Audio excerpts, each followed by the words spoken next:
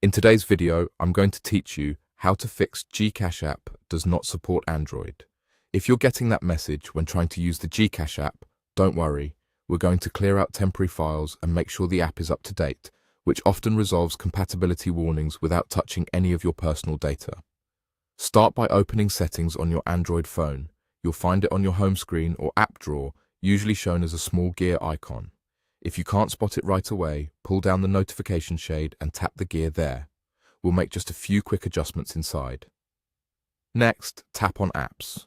On some devices, this might be labeled Apps and Notifications or Application Manager. They all take you to the same place, a list of all the apps installed on your phone. Now, scroll through the list and locate GCash. If your phone shows a search bar at the top of the Apps screen, type GCash to find it faster.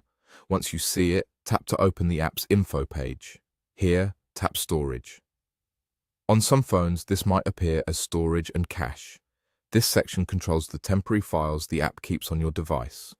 We're not deleting any of your account data, just cleaning up cached files that can cause glitches. Tap Clear Cache. This won't remove your login or transaction history. It simply wipes temporary files that may be triggering the Does Not Support Android message.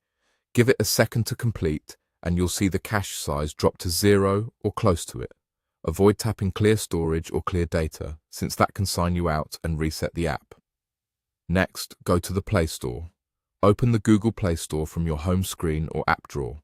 Keeping the app updated helps ensure it works properly with your current Android version. In the Play Store, search for GCash and open its app page. If you see an update button, tap it and let the update finish installing. This can take a minute or two, depending on your connection. If you only see open, you're already on the latest version. Make sure you've got a stable internet connection and a bit of free storage so the update can complete smoothly. Now, try GCash again. Open the app and check if the message is gone. Clearing the cache and installing the latest update fixes the issue for most users. That's it. You opened Settings, went into Apps, found GCash, cleared its cache, then updated it from the Play Store and tried again.